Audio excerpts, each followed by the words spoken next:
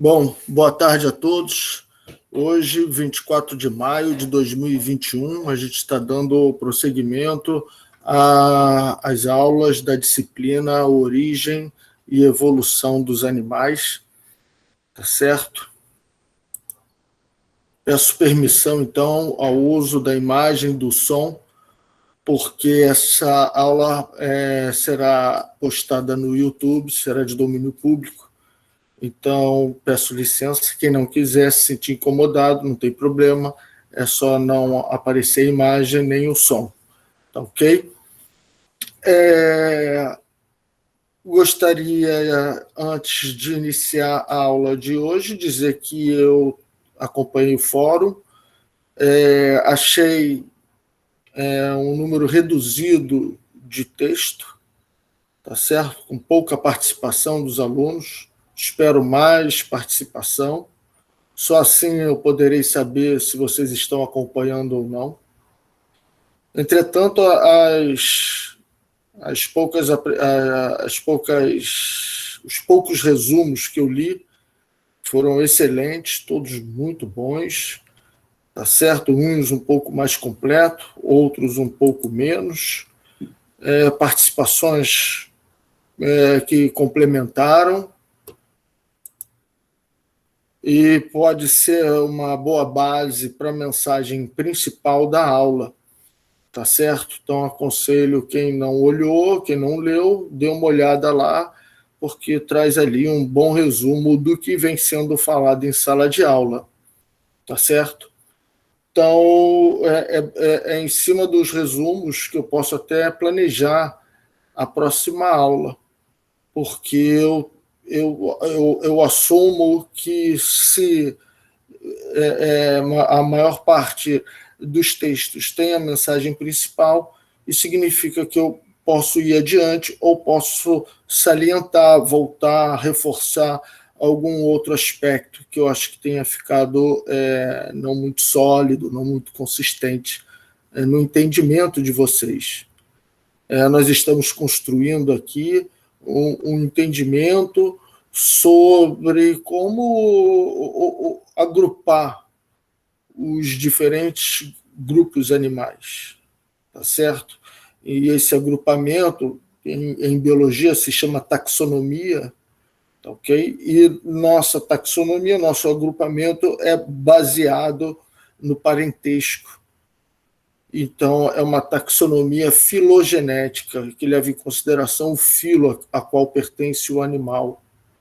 Então, é importante entender a organização da célula, é importante entender a formação de tecidos com as células organizadas, entender esse nível de organização maior, essa propriedade que emerge, que é a propriedade de um monte de módulos juntos, formando, então, um animal multicelular feito de várias células.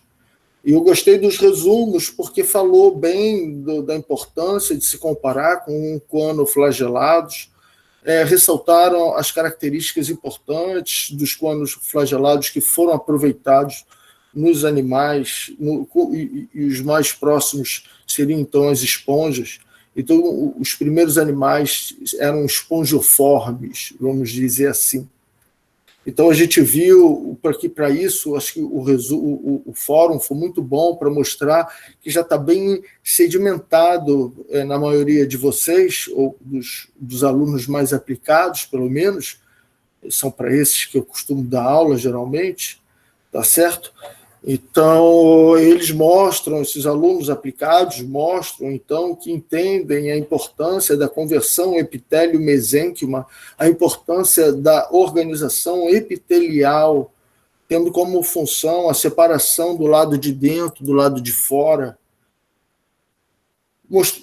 Sabem também a importância do mesênquima, criando volume com células ameboides no interior, a matriz extracelular no interior, a matriz extracelular dos epitélios, tá certo? A questão de epitélios internos a partir de invaginações, manutenção da organização bidimensional de um epitélio, né, como se fosse um tapete, que pode se dobrar, que pode ir tanto para dentro como para fora. Então, é nisso que se baseia a origem dos animais, uma organização com células epiteliais e células mesenquimais. Isso me parece que está bem sólido já, e me parece que está bem sólido também que isso tem uma origem dos conoflagelados. Tá ok? E hoje eu, então, programei para a aula de hoje a gente repassar o que já foi iniciado na aula passada, que é a ideia de membrana basal com epitélios e a consequência disso.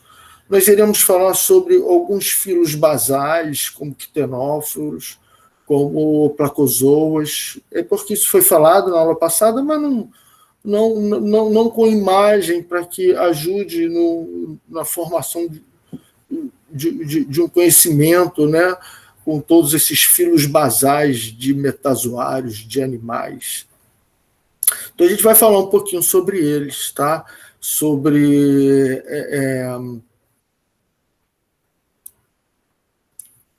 e sobre o início da gastrulação. Hoje nós deveremos terminar a aula já iniciando o entendimento da gastrulação, o que seria essa gastrulação. Então, a matéria nova, vamos dizer assim, seria a gastrulação nesses filos basais, nesses organismos que representam linhagens evolutivas que se desgarraram da linhagem principal dos animais numa etapa bem precoce, quando ali os primeiros animais, então um grupo tomou uma linhagem evolutiva, que são os metazoários basais, que são esses organismos basais simples, e outro grupo seguiu um caminho mais complexo, que são os animais bilaterais. Então a gente vai ver a gastrulação nesse contexto. Tá certo? Então a gente vinha falando muito sobre colônias, sobre epitélio e mesênquima.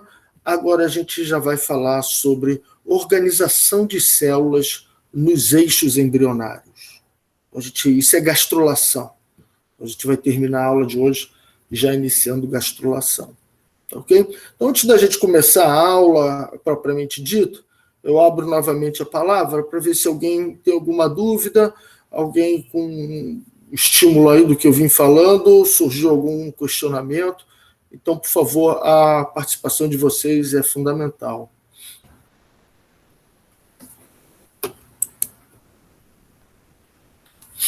Bom, professor, pois não.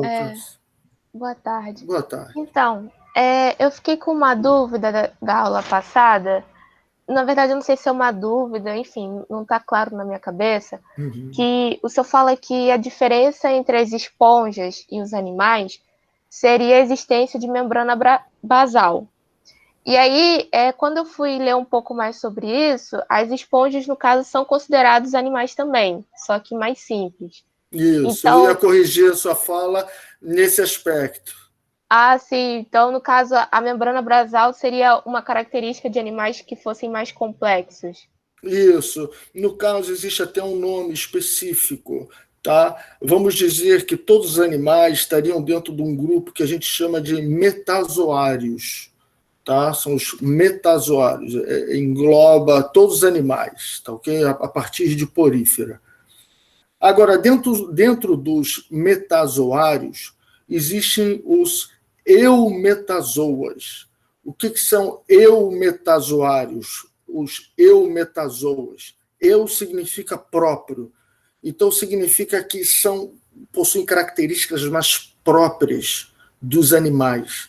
Então, ter epitélio classicamente bem definido, como todos os animais possuem, é uma característica apenas de eumetazoas, ou seja, de água-viva, coral, em diante. Esponja não teria membrana basal, tá certo? Então ele não seria um eumetazoa.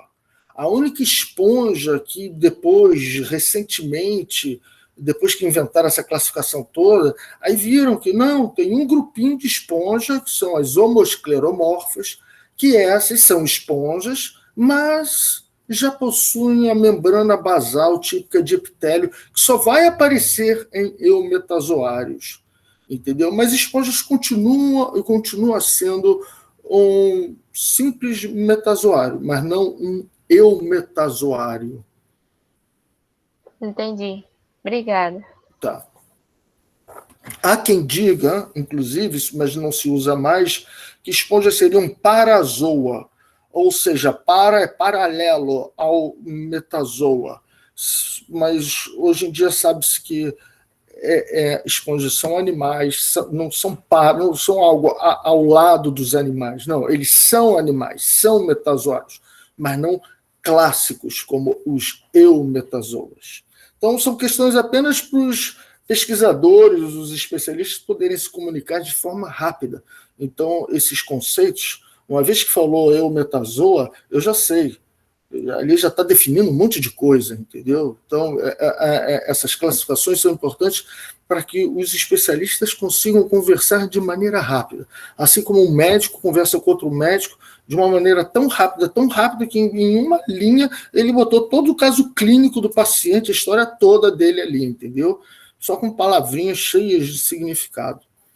Então é isso, gente. Então, eu vou continuar então aqui com a nossa análise da filogenia basal dos metazoários, ou seja, como eles estão relacionados, certo? Então, e vou falar algumas bases também moleculares de alguns avanços. Então, vamos deixar de introdução e vamos, então, efetivamente para a aula.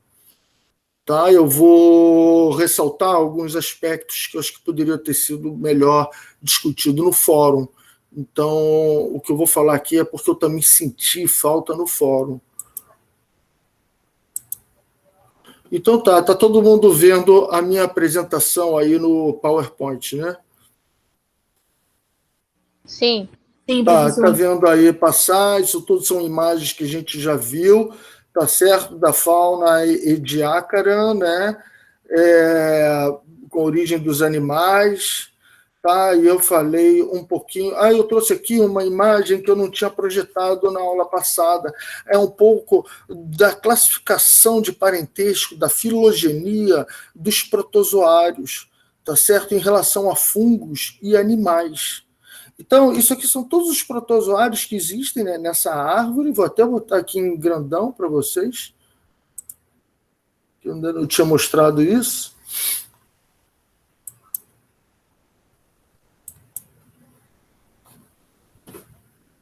Bom, era para apresentar.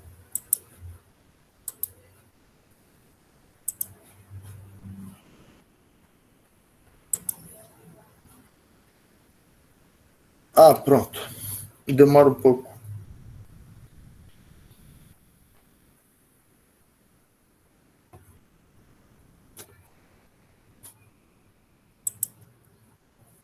Pronto. Ficou melhor assim, não ficou? Sim, professor. Obrigado aí pelo feedback, tá? Pronto, tá aqui, olha. Aqui mostra todo o grau de parentesco do mundo dos protozoários, fungos e animais. Então, vejam que aqui estão os primeiros eucariotas na base dessa árvore, tá ok? E aí a gente vai vendo com a chegada do cloroplasto, deu toda a origem a algas e plantas, seguindo por esse caminho. Ao longo da evolução, vários protozoários do tipo ameboide, vários outros foram se divergindo desse centro principal, que é essa coluna central dessa árvore, que uma hora bifurca para dar fungos, que logo depois os coanoflagelados, que a gente vê, e agora toda essa história de animalha, com matriz extracelular, esse SM significa matriz extracelular, epitélio, que a gente tanto vem falando, ovo, esperma, vem justamente da capacidade de fazer reprodução sexuada, com meiose, as células com colar, que muitos falaram no fórum. Então está bem aqui, ó, esse grupo, esse ancestral comum que deu origem aos coanoflagelados e que deu origem a colônias que futuramente darão origem à porífera. E eu relato aqui, olha, O que foi falado também no fórum, algumas famílias gênicas que são típicas de animais equanoflagelados.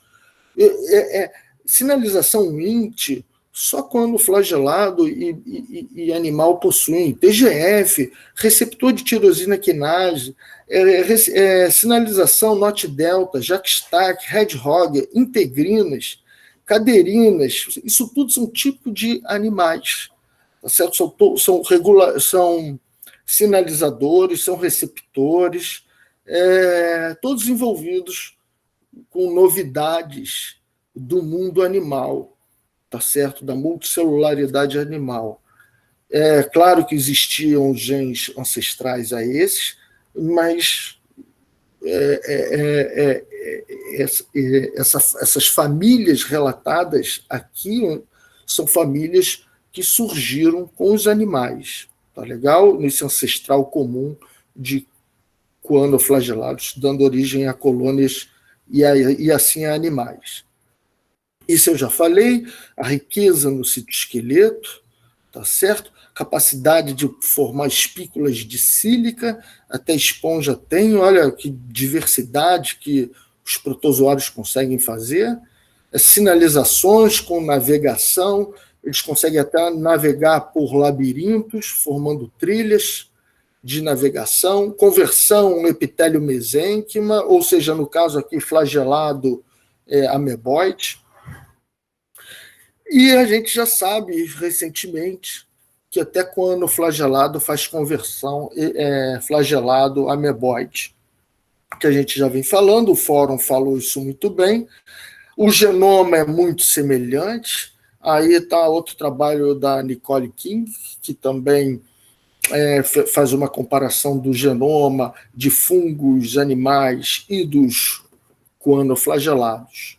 Tá? E essa é a árvore de parentesco, sempre botando esse grupo junto. Então, isso vem sendo falado, tá certo? Isso também eu vou voltar nessa parte da gastrulação já na metade da aula, tá certo? Fósseis indicando que esponjas são efetivamente os mais antigos, tem fóssil até de 1 bilhão de anos. Isso aqui eu vou voltar mais tarde, daqui a pouco. Tá ok? Fósseis também, com essa data de pré-cambriano, né?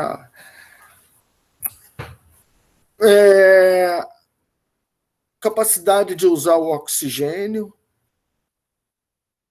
Deixa eu ver. Uma aluna no fórum mandou uma referência que eu gostei muito, inclusive até estou destacando aqui com o link, com a revista. Desculpe, eu não estou dando crédito para a aluna, tá? Mas está lá no fórum. É bem interessante que correlaciona o tempo com a abundância de oxigênio no gráfico e quando começaram as mudanças, as novidades, como a origem da vida, aqui mais de 3 bilhões de anos, o surgimento dos eucariotas, o surgimento dos animais, a gente já sabe que está aqui, ó. Hoje em dia isso está mais aqui para 1 bilhão de anos. Ok? Então, aqui está um bom resumo de uma relação entre o tempo e o aparecimento de novidades, com a explosão do Cambriano, que até o final do curso, da disciplina, eu espero falar por que teve um boom de diversidade tão rápido aqui, com o aparecimento de grandes novidades em pouco tempo. Então, a gente vai ver aqui toda essa questão da explosão do Cambriano. Bom, isso aqui eu já falei, essa relação entre fungo, coanoflagelados e animais, porífera com canais internos, tá certo? Com células flageladas, células na periferia, células mesenquimais no interior, alguns movimentos epiteliais, isso tudo foi falado na aula passada, ok? E eu cheguei finalmente, então, nessa imagem, que eu me lembro que um aluno me cobrou a referência. E eu achei muito pertinente o questionamento dele, porque é um artigo-chave, base, tá ok? E se eu estou usando também, claro, eu tenho que dar referência, né? Óbvio. Então, Klaus Nielsen, de 2008, descreveu a origem dos animais e a evolução inicial dos animais em 6 etapas. Então, o artigo dele resume essas 6 etapas do surgimento e sofisticação inicial, aprimoramento inicial. E foi ele que montou esse bom resumo. Tá ok? Alguém tem alguma dúvida até agora?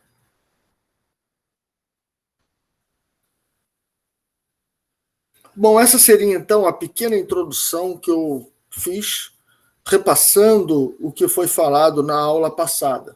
Obviamente, eu não estou falando aqui dessas etapas de conversão, mesênquima para preenchimento, com o surgimento de epitélios internos, membrana basal, depois células especializadas em gametas e outras células sensitivas na periferia. Bom, isso aqui está tudo foi falado na aula passada. Bom, então, o que eu gostaria hoje?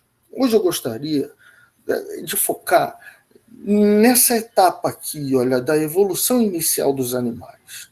Quando já tem um epitélio bem definido, com membrana basal, com células polarizadas, quando o organismo já é definido, já com esse grupo de células, essa camada de células. Se eu pegar uma bola e cortar ela, eu consigo transformar ela num tapete bidimensional.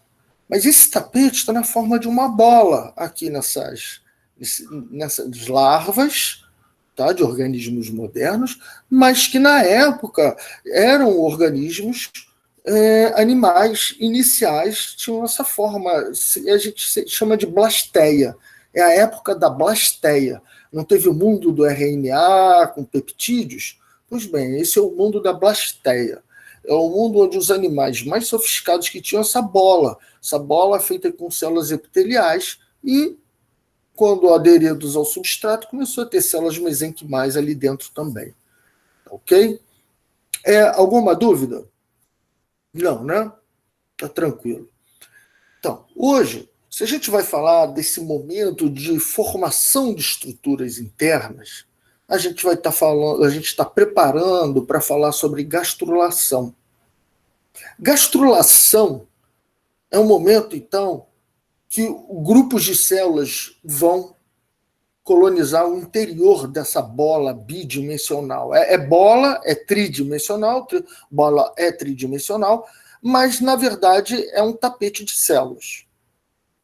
Basicamente, é um tapete de células. O couro da bola é um tapete que reveste a bola. Então, não deixa de ser um epitélio. Então, de alguma maneira, esse epitélio vai ter que agora formar estruturas internas, que é a passagem de F para G. Então, se a gente olhar nessa figura, a diferença entre F e G é o aparecimento de um epitélio interno, estruturas internas. Eu começo até a ver um grupinho de células agora entre as 2 camadas epiteliais. Então, eu começo a ter animais feitos de epitélio interno, uma camada do meio e epitélio externo. Então, hoje a gente vai falar um pouquinho mais sobre as bases moleculares desse início de gastrulação, desse processo de colonizar o interior de uma bola de célula. Tá ok? Alguma dúvida? Bom, se você estiver pensando em células para o interior, mas células ameboides, ou seja, células mesenquimais, então isso é o que a gente vem falando exaustivamente, que é transição epitélio-mesênquima. Isso pode ser visto até na figura C, projetada aí para vocês, onde você tem células saindo da periferia, indo para o interior, saindo do interior, indo para a periferia. São modulações que estão presentes até nos ancestrais protozoários. Tranquilo. Agora, e se eu quiser fazer um epitélio? Eu vou precisar de epitélio no interior.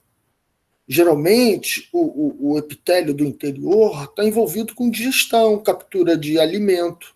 Assim é com esponja, assim é com quinidários e qualquer outro animal basal. Você vai precisar de um epitélio interno. E a questão é, como promover esse epitélio interno?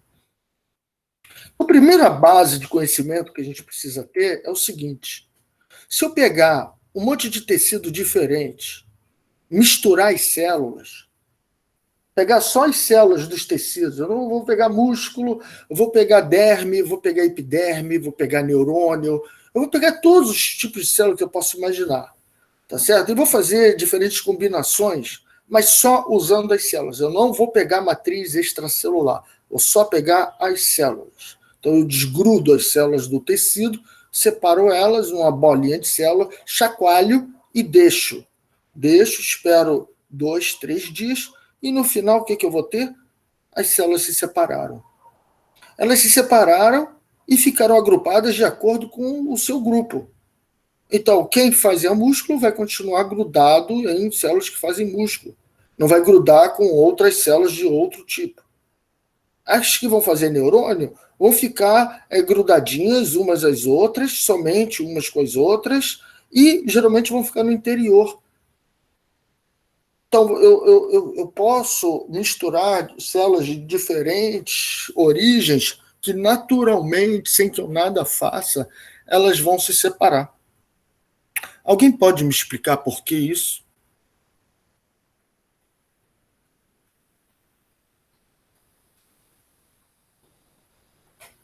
Não, eu posso. É o seguinte, é igual misturar óleo com água. Por mais que você bote o óleo junto com a água e você chacoalhe, forme um monte de bolinha de vesículas lipídicas, no final o óleo vai subir, vai grudar óleo com óleo e a água vai ficar embaixo e vai grudar a molécula de água com molécula de água. Alguém sabe por quê? Bom, isso está no ensino médio, né? Diferença de densidade. Por quê? Diferença de densidade. A diferença de densidade vai só fazer um ficar embaixo e outro ficar em cima. Se o óleo for pesado, como o petróleo, por exemplo, vai ficar embaixo. Mas se o óleo for leve, ele vai ficar em cima. Então, em cima ou embaixo, é uma questão só de quem é mais pesado.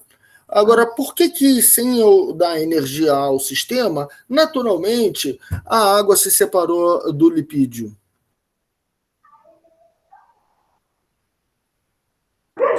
É a diferença de polaridade? É mais ou menos isso. É porque a água tem polaridade. Ela tem o hidrogênio positivo e o oxigênio negativo. Então, positivo gruda com negativo. Então, você faz uma trama 3D, onde um encaixa com o outro, está um grudado no outro. Tá? Então, fica aquilo coeso. Agora, lipídio não tem nem positivo nem negativo. É desprovido de cargas. Então, um tem carga, o outro não tem carga. Então, não consegue fazer ponte de hidrogênio, não consegue ligar molécula de lipídio com molécula de água, H2O. Então, como eles não se grudam, lipídio gruda com lipídio. É a força de Van der Waals, que faz os hidrocarbonetos ficarem chapados uns aos outros. Então, vejam que a questão de se separar naturalmente é uma questão física. É uma questão de encaixe de moléculas. É uma questão de ter o mesmo receptor. Se o receptor não se encaixa, a célula não gruda. Se o receptor encaixa, a célula gruda. Então, o reconhecimento entre células é feito com proteínas do tipo chave-fechadura. Células do mesmo tipo possuem a mesma chave com fechadura. Células de outro tipo não vão encaixar os receptores e por isso as células não se misturam.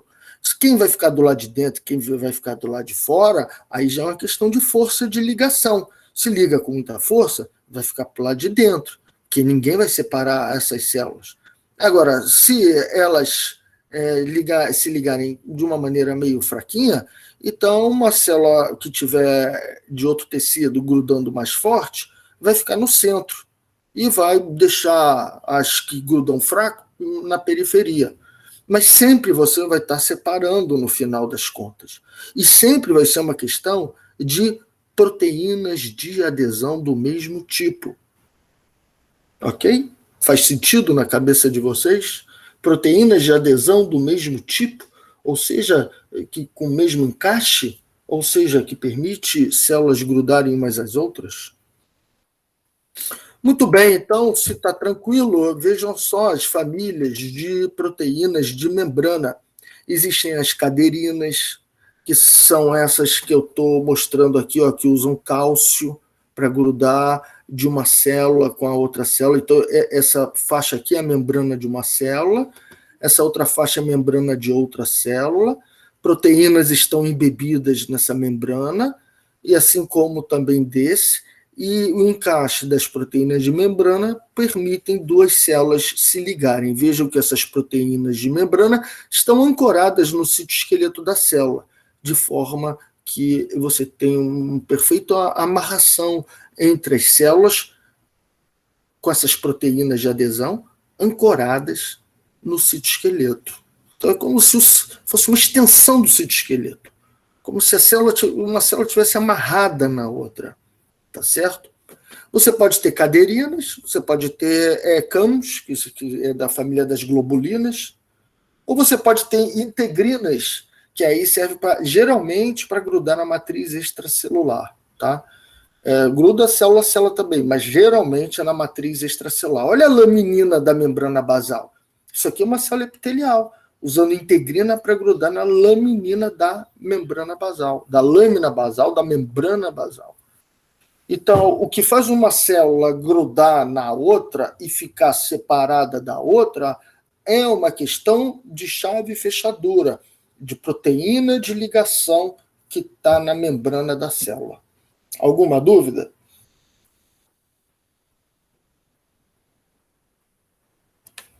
Muito bem. Com isso, modulando as proteínas de adesão, eu posso intercalar duas fileiras de células.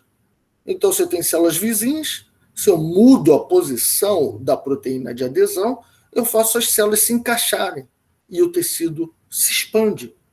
Quando a gente estiver falando de gastrulação, a gente vai estar falando de epitélio, a gente vai estar falando de proteína de adesão.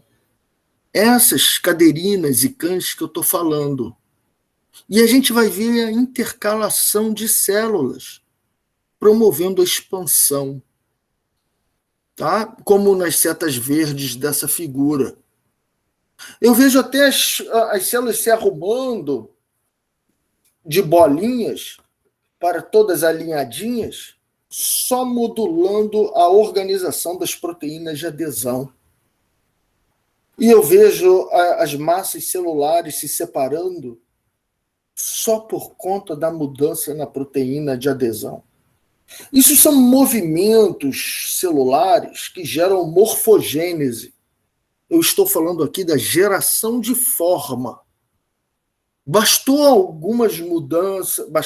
algumas mudanças na expressão de proteína de adesão, na localização dessa proteína de adesão, e eu consigo movimentos morfogenéticos. Eu consigo morfogênese, modulando o comportamento de cada célula através de proteínas de adesão, e eu observo a movimentação do tecido todo. Alguma dúvida? Está claro que cada unidade vai gerar uma consequência no todo? E que cada unidade usa proteínas de adesão para se organizar? Diga. Eu pedi para o senhor explicar de novo. Não ficou claro para mim, não. Tá, então olha aqui, ó, muito simples. Essa figura aqui, você está vendo que são células de diferentes cores, né? Que na parte de cima elas estão todas misturadas de forma homogênea, e que conforme você vai descendo as setas, ou seja, ao longo do tempo, o tempo vai passando, naturalmente essas células vão se separando, sem que você tenha interferido em nada. Ficou claro isso? Sim. Posso passar para a próxima imagem? Pode. Pode. Se eu tivesse uma lente de aumento e pudesse chegar lá nessas bolinhas, tá vendo essas bolinhas, né? Coloridas, né? São as células. Se eu pudesse chegar ali, ó, no limite da célula, como é que uma bolinha amarela está junto com uma bolinha amarela? Como é que está isso? Eu vou chegar nessa imagem. Essas são as proteínas usadas para uma célula grudar na outra célula. Por que amarelo gruda com o amarelo e não com o vermelho? Por que azul gruda com o azul e não gruda com o vermelho? Porque essas proteínas de membrana são diferentes. Essas proteínas, existem vários tipos de caderina. Caderina para epitélio, caderina para neurônio, caderina para célula do músculo. Existem diferentes tipos de caderina, mas elas precisam ser iguais. Se você precisar que as células grude uma na outra. Só vai grudar uma célula na outra se for o mesmo tipo de caderina, o mesmo tipo de imunoglobulina de ligação de membrana, o mesmo tipo de integrina. Bom, se a célula possui as mesmas integrinas, então elas vão grudar na mesma matriz. Se possuem o mesmo CAM, Cell Adhesion Molecules, das globulinas, então elas também vão ficar grudadas entre elas. Se elas possuem as mesmas caderinas, então elas vão ficar grudadas entre elas. Então, essas aqui são as famílias gênicas. Esses são genes que, quando expressam, fabricam essas proteínas de membrana. Então, essas proteínas de membrana promovem ligação entre as células. Então, existem genes para codificar essas proteínas de membrana, que conferem afinidade entre as células e movimentação entre as células, na medida em que você modula, quero que a célula grude vermelho com azul pela parte de cima. Formei duas camadas, uma em cima e outra embaixo. Agora o citoesqueleto mudou as proteínas de adesão e essas proteínas de adesão vão ficar na lateral da célula. Opa! Automaticamente a camada azul de cima intercala com a camada vermelha de baixo e você tem uma única camada sendo formada agora. Houve uma intercalação. Como eu tenho o dobro de células no mesmo espaço, isso precisa crescer. Então, isso cresce para os lados. Então, a gente vai ver que mudando a proteína de adesão, eu faço azul grudar com vermelho, eu faço azul grudar com vermelho somente nessa face e não na outra, mas eu mudando a posição, eu gero duas camadas virarem uma camada só, consequentemente eu gero uma expansão lateral de tudo, consequentemente eu vou ter morfogênese, geração de forma, todo o tecido mudando de forma. Então, modulando um ou outro gene, eu consigo mudar toda a forma da massa celular. Tá? No caso aí, estamos vendo epitélios intercalando. Quer que eu explique alguma outra partezinha com mais detalhe? Ou... Professor, acho que agora deu para entender bem. Acho que agora ficou claro. É isso, a gente está tentando ir lá na base da célula. O que está fazendo a célula rodar, mudar, invaginar? Então a gente está entendendo como mudando um genzinho da célula, que é a proteína de adesão, com citoesqueleto, eu consigo criar morfogênese, eu consigo criar expansões, afinamentos, crescimentos, e assim sucessivamente. Então, esses movimentos serão importantes na gastrulação. A gente vai retomar isso tudo no final da aula, vendo toda essa base molecular reaparecendo na gastrulação. Então, eu chamei a atenção aqui para esses epitélios intercalando, né, essas massas celulares. Mas vejam só, olha o que o citoesqueleto consegue fazer. Ele consegue estrangular uma célula para dividir a célula, né? Como eu estou mostrando. Mas se eu tenho um cinturão de actina que contrai só num picozinho, num ponto, eu vou criar um cone, uma célula em garrafa. Olha a importância da formação de célula em garrafa no dobramento de um epitélio. Então, eu tenho aqui nessa figura central, vocês estão vendo meu mouse, um epitélio. Isso poderia ser o revestimento de uma bola, tá certo?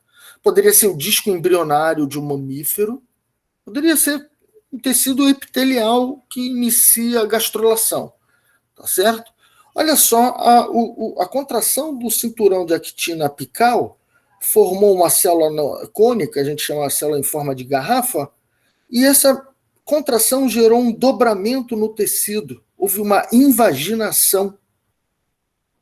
Então veja que eu já estou falando em movimento morfogenético, movimento de conjunto de células, só que no caso aqui é epitelial e está causando uma invaginação no epitélio.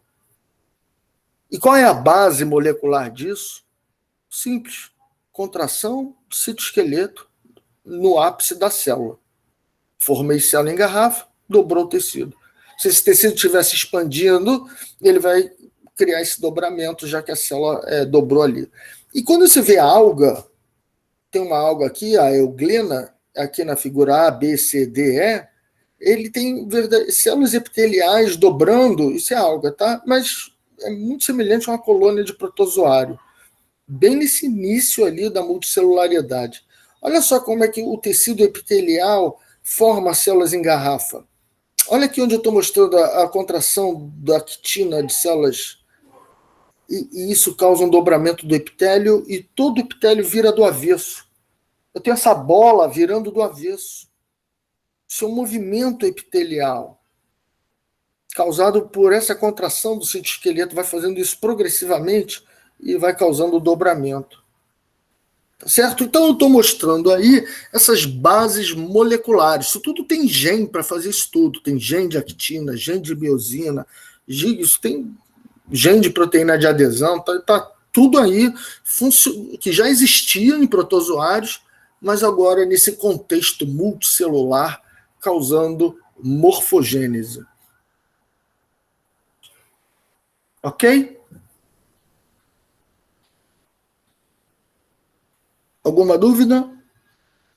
Não? Então tá. Então vamos ver, dentro da ideia da evolução colonialista dos animais, existe então esse momento da blasteia que vai fazer uma bola com células epiteliais flageladas, tá certo? Isso é o início dos animais.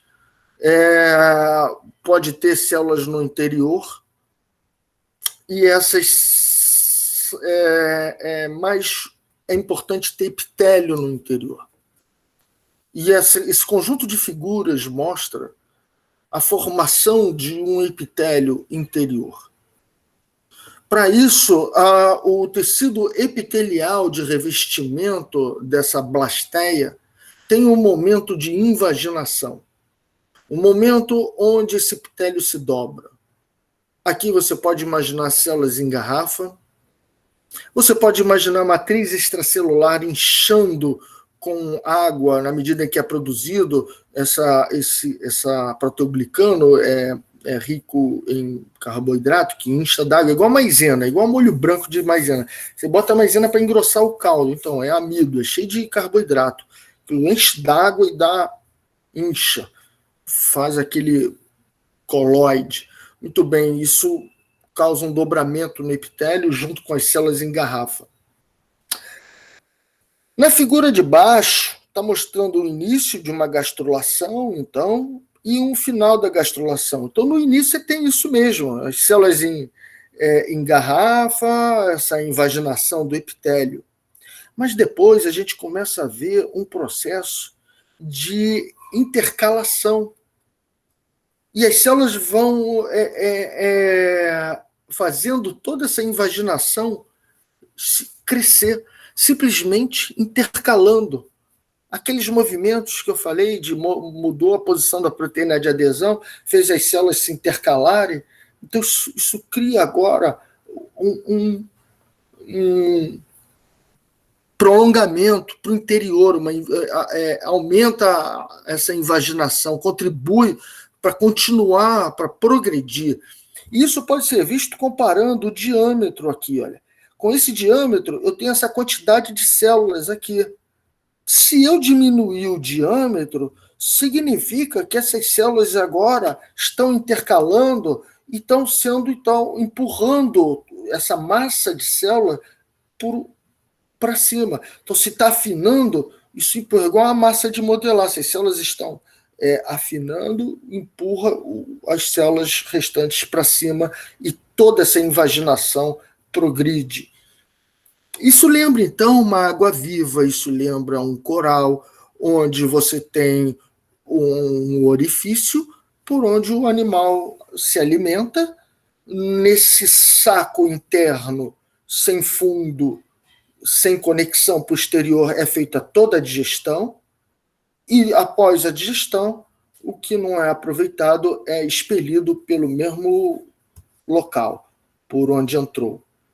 Então, isso lembra uma água-viva, isso lembra um coral, mas lembra também uma larva de ouriço, porque isso aqui é, na verdade, o desenvolvimento de uma larva de ouriço.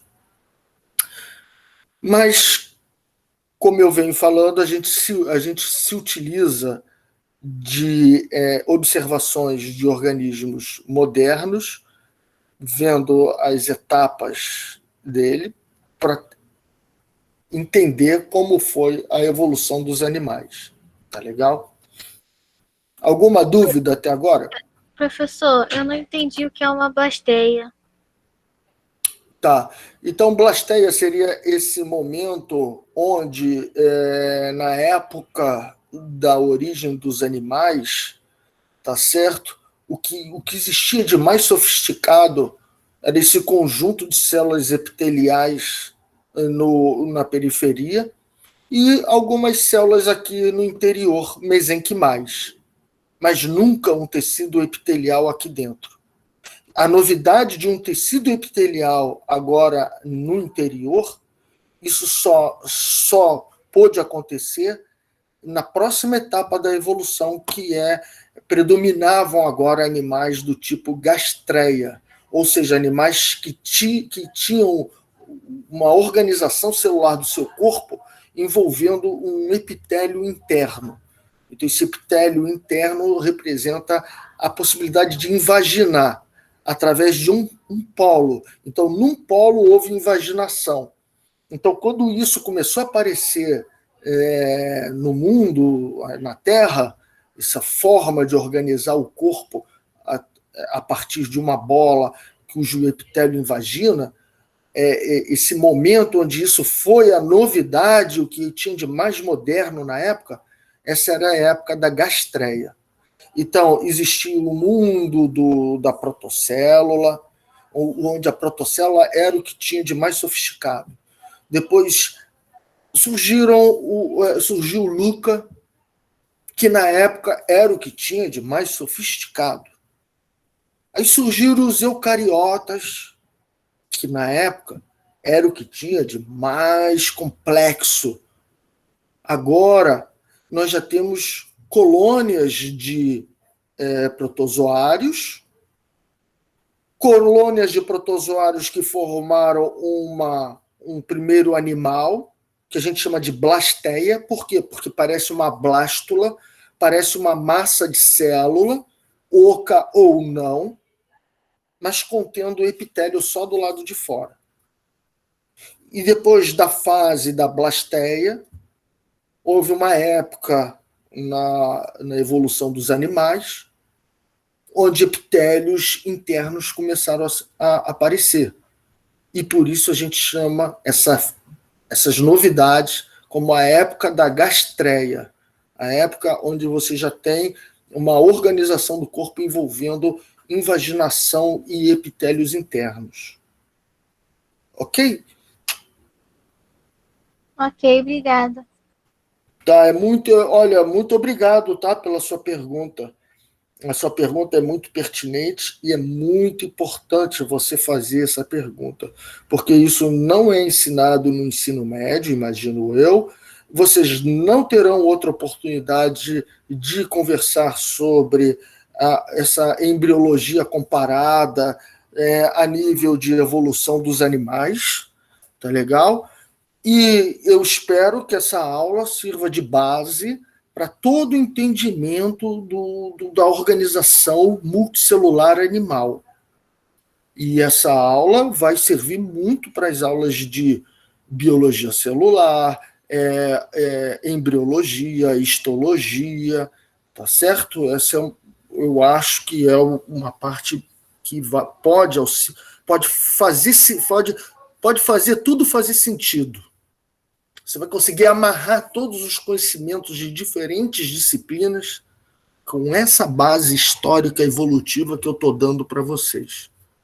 Esse é o momento de pegar toda a base histórico-evolutiva dos animais para que tudo faça sentido a partir daqui, nas disciplinas que vocês verão, com conhecimentos fragmentados, separados, mas cuja união está aqui, a história deles, a história disso tudo, a história evolutiva disso tudo. É o que amarra todo esse conhecimento que vocês vão aprender no curso de biomedicina. Ok? Bom, então eu vou, já que vocês já estão considerando que essa massa de célula precisou ter um epitélio, e para isso precisou invaginar, tá certo? Já que vocês estão entendendo essa novidade, que é o sítio de gastrulação, é o que se chama de blastóporo, é o que daqui em diante todo mundo vai chamar de sítio de gastrulação. É um sítio organizador do embrião. É um sítio que vai definir aonde vai ser a extremidade. Daqui em diante, esse buraco que foi formado nessa invaginação vai ser uma extremidade.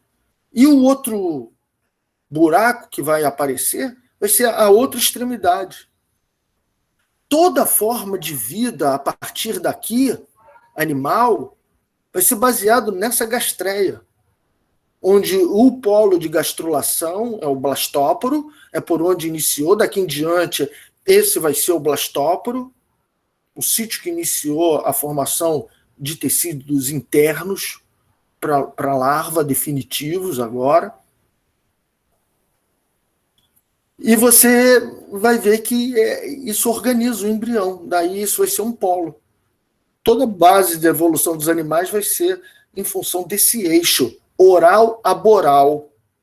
Onde é o eixo oral a boral, ou seja, a boca e do lado oposto da boca, que no caso de água-viva, no caso de anêmona coral, oral é ali onde está o tentáculo, os tentáculos sairiam daqui, então, né? Aqui estaria a boca. Então, a boral seria o polo oposto. Então, eu já tenho aí, ó, onde é a gastrulação e o polo oposto da gastrulação. Esse polo aboral, em anêmonas, vai ser a base, que gruda na base, que gruda no substrato. Tá certo? Então, eu já tenho um eixo muito bem definido agora. A gastrulação marca um eixo, define um eixo. O eixo, no caso aqui, desses basais, oral a boral, onde vai ser a abertura da boca e onde vai ser a base. Tá ok? Bom, se isso é tão importante, se o sítio de gastrulação é tão importante, que a gente chama de blastóporo, onde está tendo invaginação, onde está tendo intercalação, para que as células, para que o tecido tenha morfogênese, tá? Isso tudo, estando claro na cabeça de vocês, eu mostro, então, essa imagem. Um artigo agora de 2000, quer dizer, já é um pouco antigo, tá? Tem 20 anos, mas é uma diversidade dos animais pré-cambrianos, ou seja, antes da explosão do Cambriano. Ou seja, são registros assim, de 600 milhões de anos. Num local que é rico em depósitos de fosfato, que dá uma granulometria muito fininha. Então, é quase que dá para ver detalhe de célula e detalhe de morfogênese. No caso, eu estou vendo aqui uma blasteia, que é essa bola de células epiteliais que foi imprintada aqui nesse depósito de fosfato. Várias células aqui formando tecido epitelial, um centro. Mas eu vejo que esse grupo de célula epitelial também, em alguns casos, em alguns fósseis, está sofrendo uma invaginação, como se fosse uma gastreia, que Haeckel, lá em 1800, cunhou isso, ou no início de 1900, tá certo? Então, é bem legal pensar que alguém no início do século XX foi imaginar algo que foi depois mostrado através de registro fóssil e todas as análises de DNA e tudo. Então, a gente vê aqui claramente que essa característica de ter grupo de célula epitelial invaginando para formar epitélio interno, isso data aí da origem dos animais, etapas iniciais da evolução dos animais, na época do pré-cambriano, tá? Que é antes de 540 milhões de anos. Tá? Alguma dúvida? Então, outros mais, outros.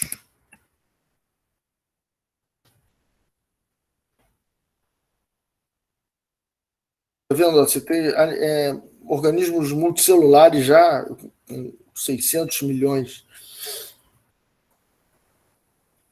Então, tá aqui, olha, até hoje você tem essas invaginações para formarem epitélios internos, esponjas fazem isso. Então está aqui, ó, esse grupo de célula ciliada mantendo uma organização epitelial e sofrendo um processo de invaginação, como a gente viu no Volvox, desculpa, isso aqui é Volvox, tá? Assim como a gente viu no fóssil, que foi mostrado na imagem anterior. Então, isso são movimentos morfogenéticos de epitélios importantes para formar epitélio no interior. Volto a dizer, isso é um epitélio, isso é uma esponja, mas não é um epitélio clássico. Isso não é com membrana basal. Então, isso aqui ainda é um metazoa, mas não é eumetazoa. São só água-viva, quinidário, coral, hidra, que possuem epitélio, então são eumetazoas, que têm membrana basal. Tá? Então, isso eu já falei, isso eu já falei, isso eu já falei, isso eu já falei. Alguma dúvida até agora? Todo mundo viu como o que a gente vê no desenvolvimento de ouriço, você vê na gastreia de 600 milhões de anos atrás.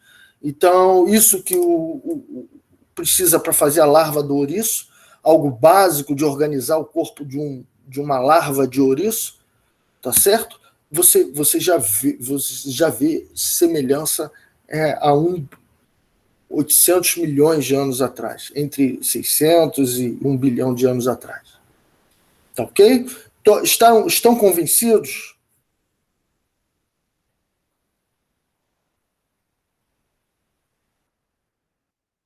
Bom, mas no ouriço não é só a invaginação que tem.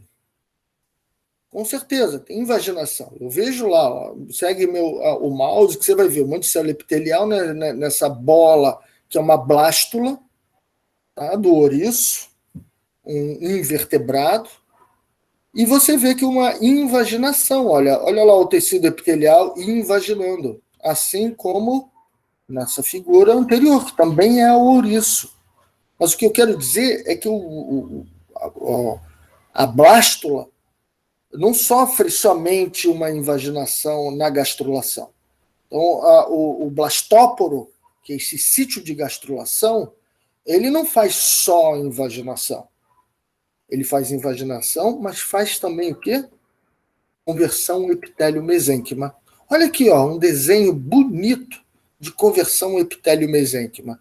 Era uma célula epitelial, grudado na lâmina basal. Houve uma mudança na expressão gênica. Essa célula perdeu as proteínas de adesão. Ela virou óleo na água. E como não tem mais afinidade, não tem mais grude, célula a célula, mudou a cadeirina, mudou CAM, mudou integrina, mudou tudo. Então agora ela é como óleo na água. Então ela, pluf, é expulsa naturalmente, sem que ela faça força. Simplesmente porque não gruda. E as outras grudam. Aí ela vai agora ter um movimento mesenquimal, ameboide, e vai começar a migrar de forma orientada. E é a migração dela grudada no tecido que está invaginando, no epitélio que vai estar invaginando, é que vai direcionando o epitélio para desembocar no futuro polo da boca.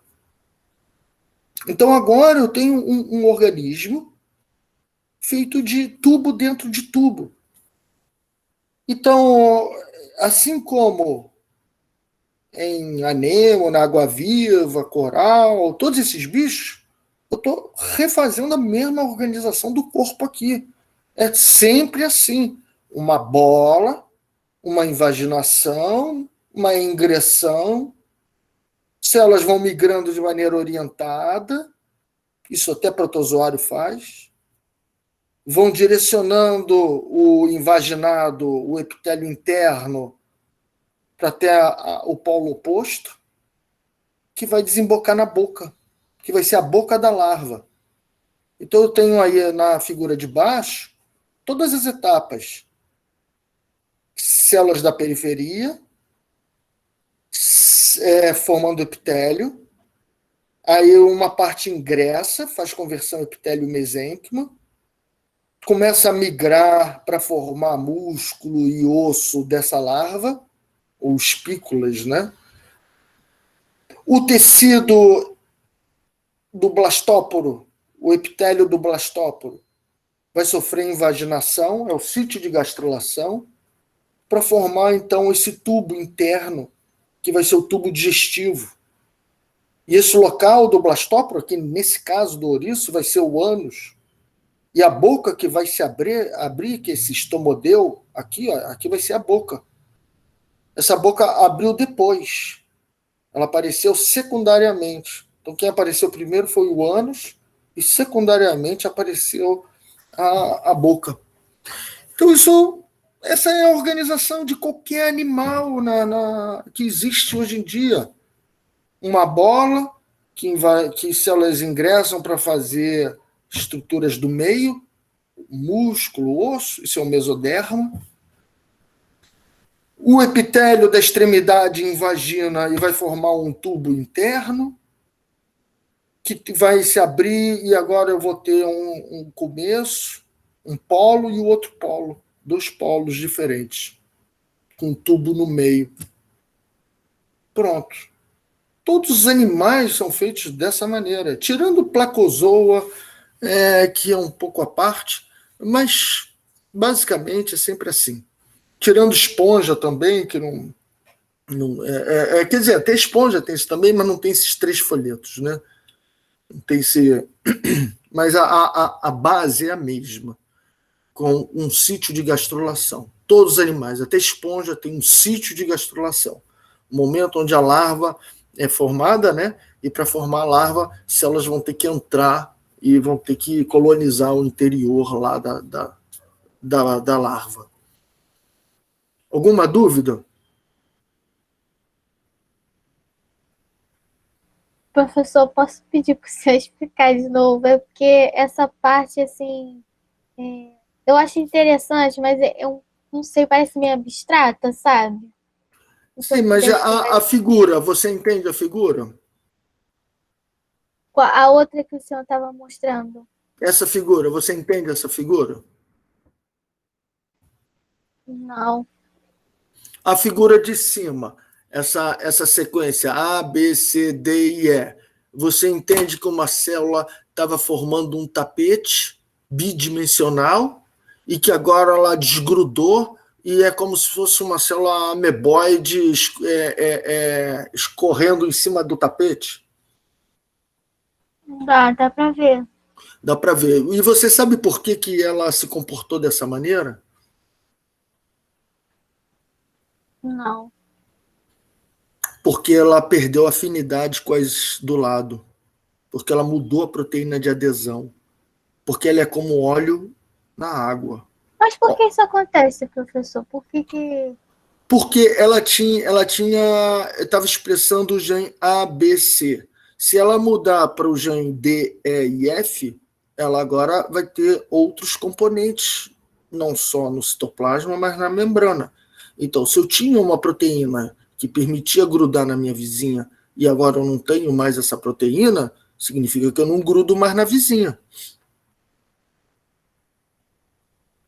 Entendi. Tá? Então está havendo aqui uma mudança na expressão gênica. Geralmente isso acontece porque tem um regulador de transcrição ativo só nessas células aí, não tem nas demais. Tá? Tá bem. Tá, isso você está vendo é uma conversão epitélio-mesênquima. O nome disso é célula passando de epitélio, é a figura A, para mesênquima, é ela agora na figura E. Tá? Era quadradinho, cúbica, e agora virou uma geleca que rola. Muito bem. Agora, vamos ver essa mesma célula na figura de baixo. Você está vendo?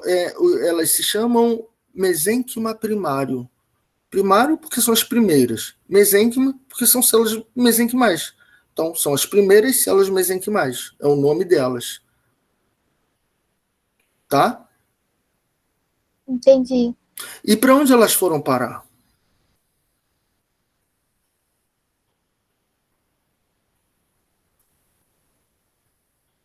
Pode falar, não sei, professor, me ajuda. Não sei. Então tá, então eu vou te mostrar para onde elas foram. Você está vendo que essa bola ela tem um monte de células ciliadas? Cada tracinho desse é um cílio, não é? Sim. Sim, então são várias células organizadas como se fosse um tapete. Um tapete que reveste uma bola. Correto? O couro de uma bola é, na verdade, um tapete. A superfície da Terra é um tapete.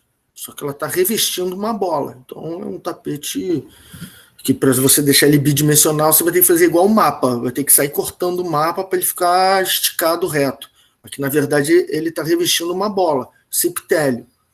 No caso, esse epitélio ele é bidimensional, mas está revestindo essa bola. Esse epitélio sofre uma invaginação. Você está vendo ele dobrar? Aqui, ó, nessa figura. Está vendo ele dobrar aqui? Sim.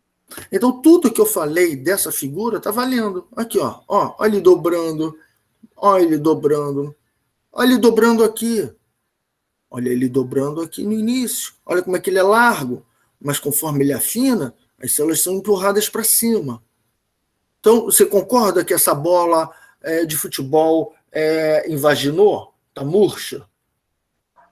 Sim. Muito bem. Então, agora junta as duas coisas. Então, está aqui, ó, o epitélio invaginando e as células que fizeram conversão epitélio-mesênquima. Vamos acompanhar a história em quadrinho e vamos ver o que elas estão formando. Ó, quem invaginou, aumentou a invaginação e grudou na boca. Aqui, ó, nessa extremidade. Então, isso aqui vai ser a boca. Então, aqui vai ser o ânus e aqui vai ser a boca. E todo esse epitélio que invaginou na verdade, estava do lado de fora, que invaginou e formou o tubo digestivo. Então, essa região em amarelo da figura de baixo, então tem a figura colorida embaixo. Essa região amarela é a região que vai formar o tubo digestivo, que a gente chama de endoderma. Então, essa larva já está sendo formada com endoderma, que é o tubo digestivo interno, que o ânus é o blastóporo e a boca vai abrir depois, no polo oposto. E as células que ingressaram, ameboides, mesenquimais, elas vão migrando ativamente com filapódios, mandando bracinho para tudo quanto é lado, escolhendo o caminho e direcionando essa invaginação para o polo ventral. Porque essa invaginação tem que abrir no lugar certo, não pode abrir do outro lado, tem que abrir no lugar certo. Então, essas vermelhinhas vão guiando a invaginação para que junte o epitélio externo com a ponta que invaginou para o interior. Então, quando juntar, vai fazer a boca. E as vermelhas vão ficar entre o tubo digestivo e a camada externa, que a gente chama de mesoderma. Então, essas vermelhas vão fazer músculo, vão fazer osso, espículas ósseas dessa larva. Tá? Olha aqui embaixo a espícula óssea. Olha aqui embaixo a musculatura vermelha, os bracinhos da larva. Tudo que está em vermelho vem dessas células que ingressaram. E tudo que está em amarelo vem das células que invaginaram. Tá mais claro agora ou não? Se quiser, eu mostro outra figura. Agora eu entendi tudo, professor. Tudo? Agora eu compreendi. Que bom.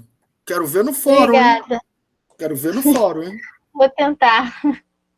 Com as tuas palavras. Pode pegar a inspiração em outro lugar, mas tenta desenrolar para desembolar o nó na sua cabeça. Bom, então vamos lá, gente. Então vamos continuar. Então vocês já estão vendo que de uma blasteia, ou seja, de uma bola de célula com epitélio e mesênquima, eu preciso agora ter epitélios internos. Para isso eu tenho um sítio de gastrulação, onde tem invaginação, ou células ingressam também para fazer estruturas finais, e um esquema básico do corpo está representado aí. Tá? Isso eu estou pegando ouriço, mas isso eu estou tentando salientar o que há de comum em todos os animais. Tá? É essa organização em camada externa, e células que ingressaram e células que invaginaram. Bom, agora vamos tentar ir mais do início ainda. Olha aqui todas as etapas do desenvolvimento de uma larva de ouriço. Tá? Olha só que interessante. Essa aqui é o ovo que foi fertilizado. Veja que esse ovo não é igual. Um lado dele é diferente do outro lado. Ao longo da clivagem, conforme vão aparecendo células, esse conteúdo citoplasmático do ovo vai sendo dividido em várias células. Então, o que era um citoplasma do ovo vai virar o mesmo citoplasma, só com vários blastômeros, com várias células. Tá? E olha que interessante, aqui herdou essa porçãozinha vermelha do citoplasma é quem vai sofrer ingressão, é que vai formar espícula e músculo, ou seja, estruturas de mesoderma.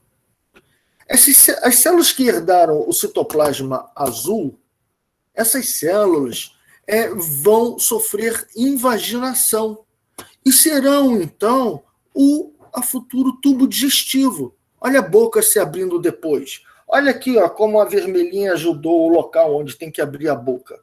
Tá certo? Juntando a invaginação com o epitélio externo. Então, eu formei agora a organização básica de um corpo, que é camada epitelial do lado de fora, um tubo digestivo epitelial do lado de dentro e um monte de recheio entre as duas camadas epiteliais. Alguma dúvida nessa apresentação do desenvolvimento desse ouriço? Dessa larva de ouriço. Depois tem metamorfose, né? Mas a larva está aí.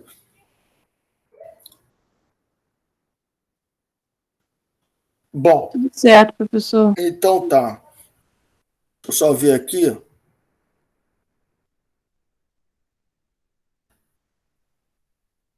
Como é que eu organizei? Estou só vendo. Opa, que bom, ainda temos tempo. Bom, aqui é um resumo daquele artigo do Nilsson, com as 6 etapas da evolução inicial dos animais. Esse está um bom resumo, esse artigo é bem legal mesmo, foi bem legal terem me pedido a referência dele, tá certo? Aqui, então, estão as 6 etapas, 1, 2, 3, 4, 5 e 6. Vejam que aqui eu tenho a origem dos animais, ou seja, a origem dos metazoários. Esses são grupos de esponjas. Hoje já se sabe, eu estava vendo até um artigo agora recente, que calcária e silicosas surgiram juntas, estão juntas aqui, tá ok? Aqui está uma organização básica do corpo de porífera, de esponja, com um epitélio fajuta, né, primitivo, interno, ou também externo, células mesenquimais, espículas, base, ou seja, daqui a pouco eu falo algumas novidades dele. Mas depois surgem os eumetazoas, então você vai ver aqui a importância de epitélio aparecendo, daqui a pouco a gente fala disso, e com isso os placozoas. Então, eu tenho aqui essa imagem de um placozoa, depois eu mostro em melhor detalhe, é uma célula rolante, onde vai sendo digerido tudo que está embaixo. Então, isso aqui já tem estrutura neuronal, coisa que esponja não tem. Então, tem neurônio funcionando aqui, então isso aqui é mais complexo do que uma esponja, tá certo? Aqui, hidras, que estão junto aqui dos quinidárias, estão nesse grupo dos quinidárias, hidras, água-viva, coral, anêmonas, está nesse grupo. Depois, quitenófora. Quitenófora, esse grupo também é chamado como peixe-pente, combfish. Por quê? Porque ele tem essa furtacor aqui que parece um monte de tracinho, que parece um pente, ele parece um pente, na verdade. Tá certo? Então, há muita dúvida sobre o posicionamento de quitenófora, que se estaria antes da esponja. Teve um aluno que pegou um pouco da minha aula e aprofundou, já discutiu isso. Eu não gostaria de voltar nesse tema, mas eu tenho bastante bibliografia disso, principalmente dessas análises de RNAs, para se posicionar, né? Bom, mas vamos lá. E depois, então, os bilaterais, ou seja, esses animais já com os eixos triploblastos, ou seja, com ectoderma, mesoderma e endoderma. Então, aqui já começa mesmo a ser os bilaterais, os animais mais sofisticados a partir daqui. Então, deixa de ser basal e começa a ser bilateral. Esses são os organismos basais, os principais, e aqui está sendo posto no momento onde eles tomaram o seu próprio caminho evolutivo da linhagem principal dos animais, se divergiram da linhagem principal dos animais. Então, isso aqui são os modernos, né, que a gente encontra hoje. Mas aqui, né, desse lado direito, tem as novidades que foram surgindo em cada grupo. Então, muito eu já falei, que é essa parte aqui do início dos animais. Hoje eu estou falando da gastreia, desse início da gástrula, início do blastóporo, que organiza o corpo do embrião com um epitélio interno, recheio e epitélio externo. Então, a partir daqui, a partir de hoje, nós chegaremos em bilaterais. Minha ideia é chegar o mais rápido possível em bilaterais, para a gente poder chegar na explosão do Cambriano. Então, terminar a disciplina com todos os principais filos modernos aparecendo nessa época do Cambriano. Então, já que a gente ainda está no pré-cambriano, como a gente ainda está em metazoários basais, ainda estamos vendo as novidades que permitiram o surgimento dos bilaterais. Então, vamos agora ver, segundo Nissen, tá certo? Essas etapas em relação ao que há de moderno hoje. Então, você tem aqui uma coanoblasteia, né? Vem de blasteia, ou seja, só aquela massa de células multicelular, ok? Com células da periferia epitelial, início de epitelial e células mesenquimais. Então, isso seria a etapa da coanoblasteia.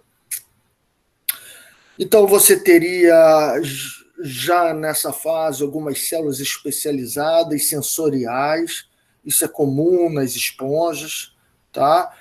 Essa característica de procurar grudar em substratos e viver no fundo, no leito do mar, ou do mar, né?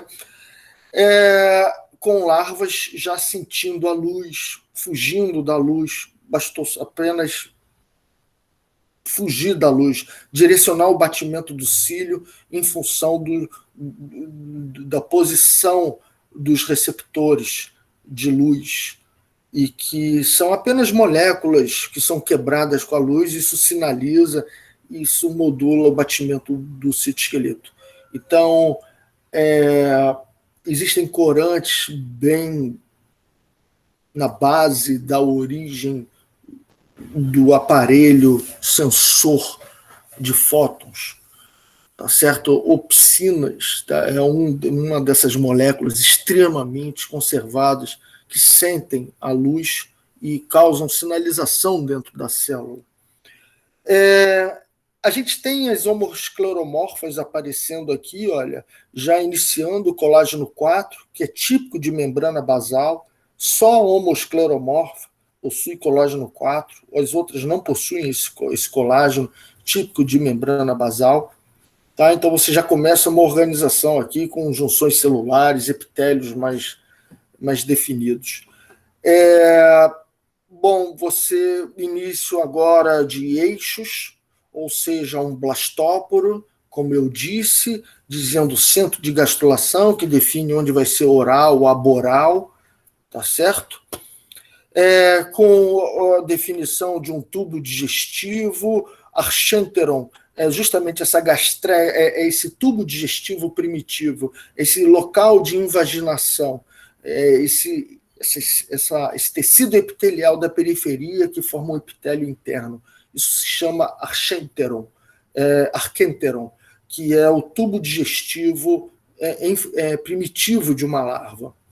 E, como a gente sabe, o blastóporo, que é onde começa essa invaginação para fazer o archenteron. Então, blastóporo é o início ali do sítio de gastrulação. Então, eu estou realmente na origem da gastrulação para organizar o corpo. Tá ok?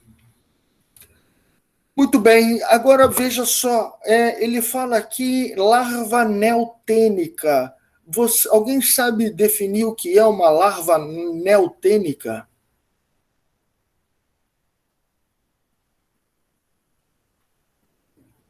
Neotenia é quando o sistema reprodutor amadurece fora da época, mais cedo. Tem girino que nunca vira sapo, porque entre maturação sexual ainda na forma de larva girino. Então começa a reproduzir como girino e não como sapo. Então você cortou a etapa de metamorfose. Esse bicho tem sucesso sobrevivendo só como girino. Então, acredita-se que uma larva que estava dando origem a uma metamorfose de esponja, essa larva possa agora sofrer invaginação e dar origem a uma hidra, que é mais ou menos isso. Isso é uma larva neotênica. Isso é uma larva que começou a fazer reprodução sexuada antes de virar esponja. Não precisa virar esponja para reproduzir. Já começa a reproduzir nesse estágio.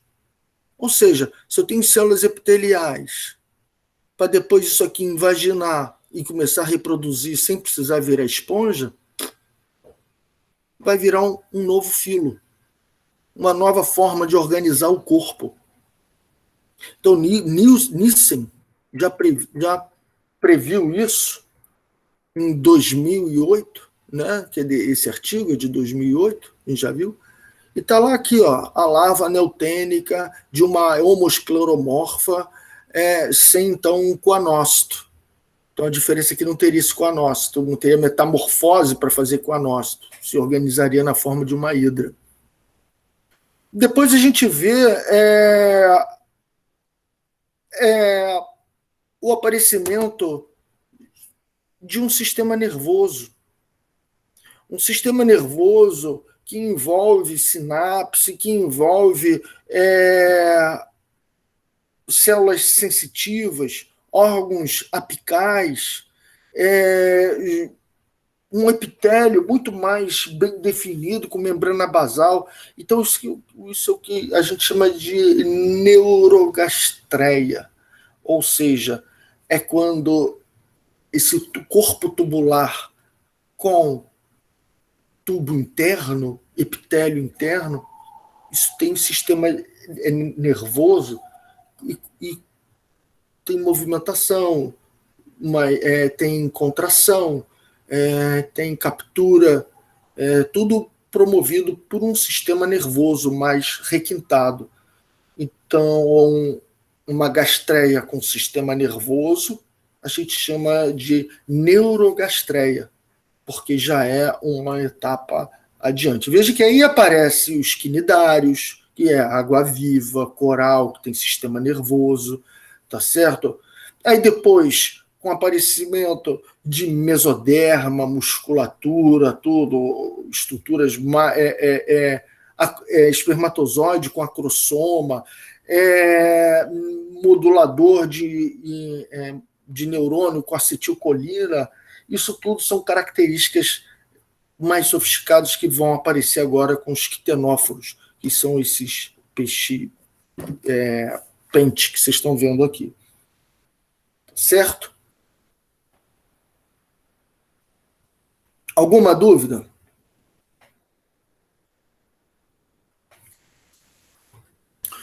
Bom, então a gente está vendo como, a partir de uma massa de célula, com epitélio e mesênquima, começa agora a haver diferentes movimentos morfogenéticos para que você organize epitélios internos que definem agora eixos, oral a boral, que define agora camadas, epitélio interno, um recheio no meio, que é o futuro mesoderma, e um epitélio externo, com células sensitivas,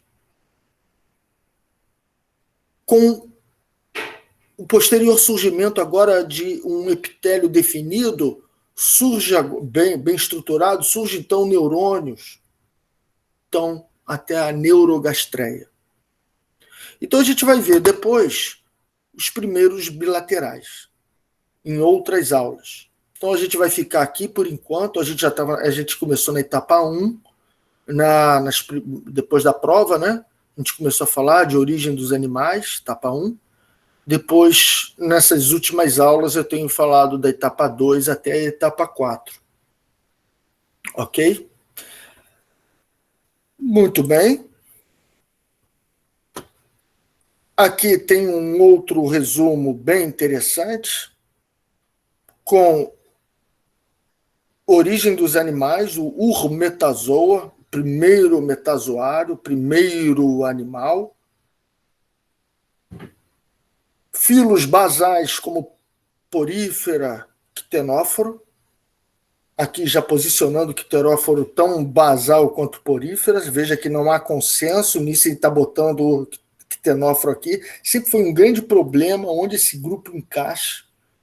tá certo? Porque ele parece ser muito antigo, o DNA mostra que é um animal muito antigo, que divergiu há muito tempo na base ali dos animais, mas que tem características bem sofisticadas, tá certo? Então, isso confunde um pouco, porque ao mesmo tempo que sugere para uma coisa, sugere também para o outro, e deixa fica um pouco ambíguo. Você vê essa discrepância na literatura, um botando o quitenóforo lá numa das últimas etapas do aparecimento dos animais, e aqui botando como um filo basal bem próximo de porífera.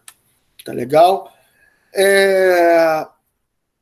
A gente vê, então, que depois do surgimento desses basais, começaram, então, a aparecer simetria bilateral, isso tudo por causa do blastóporo, com oral, aboral, então você começa a ter direita, esquerda, simetrias. Então, esse blastóporo foi muito importante para organizar o eixo. Blastóporo, só lembrando, é esse sítio de gastrulação, é onde vão formar camadas internas. Tá? Muito bem, então eu vejo eixo, né, antero-posterior, o eixo dorsoventral, sim. Se eu sou diferente das minhas costas para minha barriga, se a drosófila, a mosca, é diferente das costas e da barriga, isso tudo tem uma base no desenvolvimento embrionário. E é a mesma base. Os mesmos genes usados para uma mosca organizar dorso-ventre, a gente usa vertebrado, mamífero, primata, hominídeo, a gente também usa para organizar o nosso eixo dorso-ventral. E isso tudo é semelhante porque a origem disso tudo foi lá na origem dos animais. Quando começou a gastrulação, o blastóporo, a organizar a diferenciação celular ao longo dos eixos, você já começou a origem dos bilaterais. Você já começou ali a organizar o corpo dos animais. É o mesmo fenômeno da gastrulação organizando o corpo dos animais. Nós, mamíferos, primatas, fazemos gastrulação. Porífera, quinidário, isso tudo faz gastrulação também. Todo mundo faz gastrulação. Todo mundo precisa organizar as células no corpo. Todo mundo precisa dos eixos corporais para organizar as células no corpo, para que a diferenciação celular seja de maneira coerente. O olho tem que nascer na frente. O que me adianta um olho nas costas? Só se eu andar de costas, mas o olho tem que sentir o ambiente antes de eu ir enfrentá-lo. A boca tem que estar na frente, que é onde eu vejo a comida e eu pego a comida. Então, para que tudo esteja posicionado no seu local, e precisa da gastrulação. E quem inventou gastrulação usou um grupo de genes, usou um mecanismo que vem sendo usado até hoje na evolução dos animais. E a gente vê, então, que está lá, olha, quando começou a ter simetria do lado direito, lado esquerdo, anterior, isso aqui vai ser oral, isso vai ser aboral, isso aqui vai ser dorsal, isso aqui vai ser ventral, eu já estou usando isso como base para surgimento e diversificação de todos os filos que vão aparecer. Então, no Cambriano, quando a gente estiver estudando Cambriano, a gente vai ver todos esses eixos sendo usados na gastrulação para organizar a diferenciação celular. Isso é um dos eventos mais conservados ao longo da evolução dos animais, é a gastrulação. E o sítio de gastrulação é extremamente conservado. É sempre o local onde células vão ingressar e vão invaginar para fazer estruturas internas. Eu vejo que nesse momento também tem outra coisa interessante aparecendo, que é o crescimento de burjões, brotamentos, prolongamentos, tentáculos. Eu tenho agora outro eixo sendo formado, que é o proximal distal. Então, tudo que estiver próximo da base é proximal. Tudo que estiver longe da base é distal. Então, braço, perna, antena, tentáculo, tudo vai obedecer um eixo proximal distal. E, para isso, sempre obedece o mesmo mecanismo. Parece até telescópio, sabe? Aquele de pirata, que o centro vai parar lá na ponta e a periferia fica aqui na base. Então, como o meu braço cresce, a ponta do meu dedo estava no centro do disco do meu ombro. Então, se meu ombro fosse um disco, o centro vai ser a ponta dos meus dedos. E a periferia do disco vai ser meu ombro. Então, essa forma de crescer as coisas a partir de um corpo central também já começou nesse momento.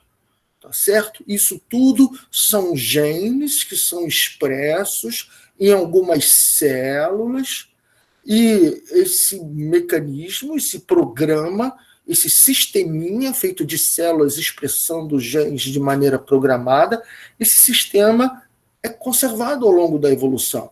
Serve de módulo. Isso é um módulo que pode ser usado futuramente junto com outros módulos.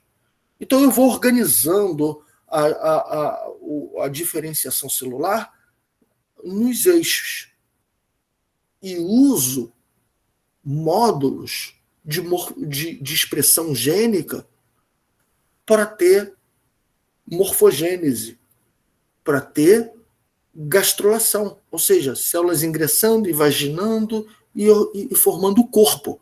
Nós estamos falando de formação de corpo. Essa disciplina é a origem da vida e evolução dos animais. Então, nós estamos explicando como os animais estão evoluindo. E isso a gente precisa entender embriologia. Nós estamos dando para vocês aqui noções básicas de embriologia, noções básicas da história da embriologia, como a embriologia surgiu, como aconteceu a primeira organização do corpo dos primeiros animais. Qual a importância da gastrulação na organização do corpo desses primeiros animais e como isso foi um sucesso tão grande, foi tão competitivo que nenhum outro deixou descendentes tão sucesso quanto os bilaterais. A maior parte dos animais que você vê hoje em dia, a maior parte são os bilaterais. Então a gente está indo rumo a uma organização de corpo onde essa gastrulação foi conservada, onde esse mecanismo foi conservado, onde o uso dos genes de maneira programada foi conservada para fazer gastrulação. Tá ok? Alguma dúvida?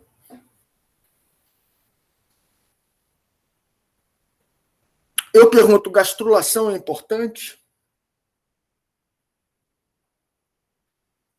Gastrulação é importante, tá? Muito importante. Dizem até que é mais importante do que tudo.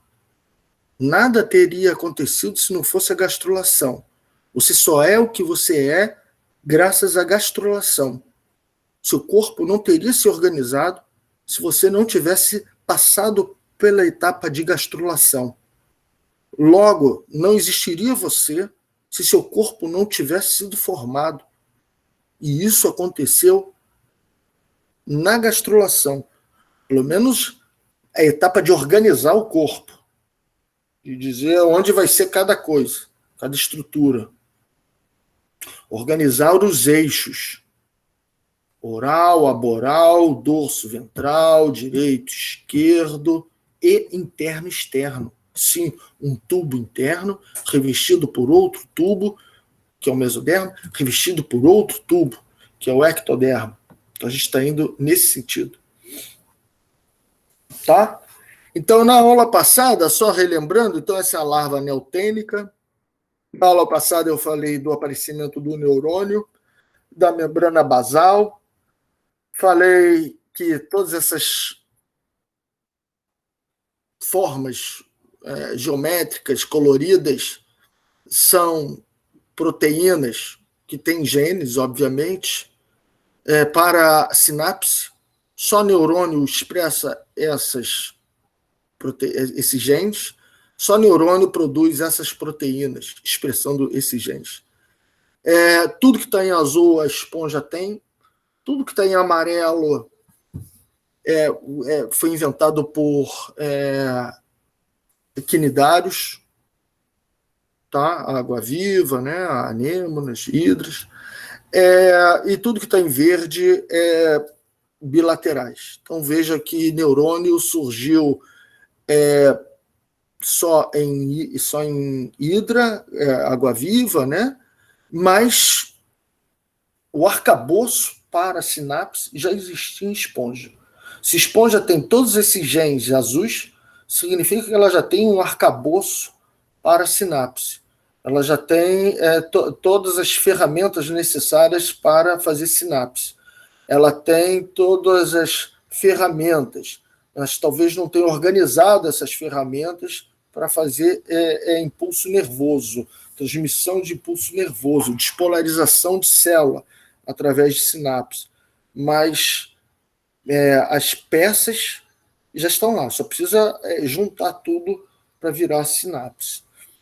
Então, isso mostra que, sim, foi anêmonas, água-vivas que inventaram o neurônio, como vocês podem ver nessa figura, com membrana basal, muito importante, mas os genes que foram usados para parecer neurônio, esses genes, a maioria já existia em esponja. E esses genes são usados em células sensitivas de esponja do epitélio da larva. Então, a larva tem aí esse grupo epitelial de célula do lado de fora e o colorido está em algumas células dessa periferia, mostrando que são genes muitas vezes usados por células sensitivas. Então, a esponja não tem sinapse, tá? A esponja não tem neurônio, mas a esponja tem genes que serão a base para o surgimento de neurônios, e esses genes são expressos em células sensitivas. Então, mostrando um gradativo aumento da complexidade no sentido do aparecimento da sinapse. Isso aqui, então, é a imagem de um placozoa, como eu disse, é um filo basal. Ela é só uma massa de célula que vai escorregando sobre a superfície e digerindo tudo que tem embaixo. Então, essa é a célula que digere. São células do meio, mesenquimais, e essas são as células da periferia, epiderme. Então, isso aqui é feito de camadas, camada de fora, camada do meio e camada interna. Digestivo, meio e epitélio de proteção. Conforme essa placa vai crescendo, que vai se alimentando, proliferação celular, ela se separa em duas e viram, então, dois organismos. Se eu comparar o genoma dos dois, de levedura, de placozoa, que é esse monoziga, e de quinidários, você vê que eles estão aqui bem na base de fungos e quinidário, quer dizer, é metasório basal. Difícil classificar esse animal também, certo? Então tá aqui, ó. Isso é uma representação esquemática. Olha aqui essas células dorsais de revestimento, células produtoras de fibra, células da periferia e células de glândula digestivas e tudo mais. Aqui estão os quitenóforos, tá? Eu trouxe aqui uma imagem mais bonitinha deles boiando na água.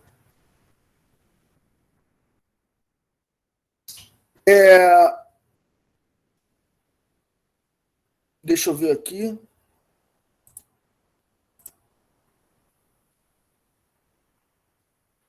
Alguma pergunta? Eu ainda não vi nem o chat, gente. Deixa eu ver se tem pergunta no chat. Não. Tá. Alguma dúvida até agora? Tá. Então eu vou fazer o seguinte, né? Já estou terminando. Vou agora falar assim, algumas novidades que apareceram recentemente. Não, melhor não, porque eu já estou no final da aula e não vai dar tempo de desenvolver esses assuntos aqui. Vai ficar para a próxima aula. Bom,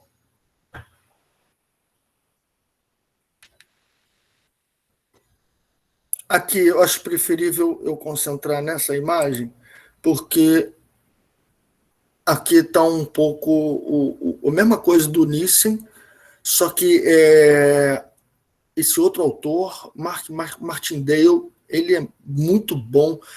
Os artigos dele são excelentes. Veja que esse aqui é da Nature. Tá? E aqui ele está falando justamente dos eixos antero-posterior, dorso-ventral aparecendo, o blastóporo com a invaginação, as ingressões, também tem delaminação, mas isso é um detalhe, né? Só uma outra forma. E formando essa organização básica do blastóporo, com uma abertura secundária e 3 camadas, uma de fora, uma do meio e uma interna. Tá? Depois a gente tem esse outro lado que eu não quero entrar agora, mas basicamente mostrando o quão semelhantes essas etapas, né? Então, aqui está entrando numa seara aqui que eu vou precisar de mais tempo. Mas aqui o interessante, outro artigo bem legal também, é do Cavalier Smith, tá certo? De 2017, que ele fala aqui da origem do animal multicelular, né, e tudo. Então ele faz uma comparação da organização do corpo de diferentes animais basais. Aqui uma esponja, mostrando então a parte do que seria o epitélio digestivo, que seria uma parte do meio, uma mesogleia, um mesênquima, e o que seria um tecido epitelial, tá certo? Em cinza.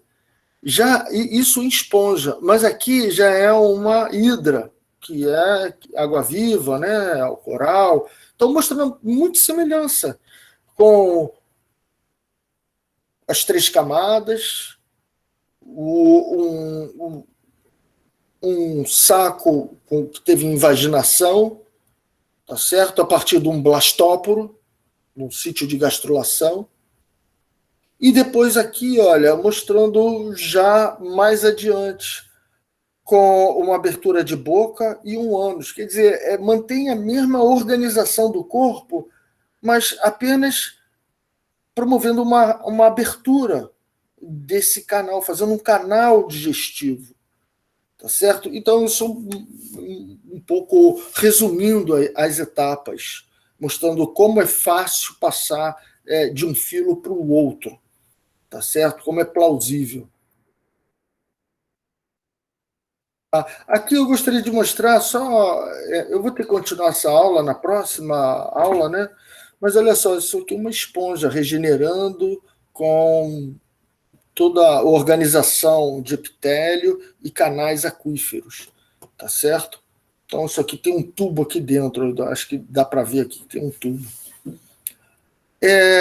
Bom, o que ficou para a próxima aula? O que eu estou pulando aqui que eu gostaria de chamar atenção para a próxima aula? Primeiro, para mostrar tipos celulares usando o mesmo gene. Isso aqui é um transcriptoma, é uma análise de metadado de todos os genes sendo expressos. Foi feita uma comparação entre organismos diferentes e foi visto como usa os mesmos genes e quais foram as novidades. Então, isso aqui eu vou falar melhor na próxima aula.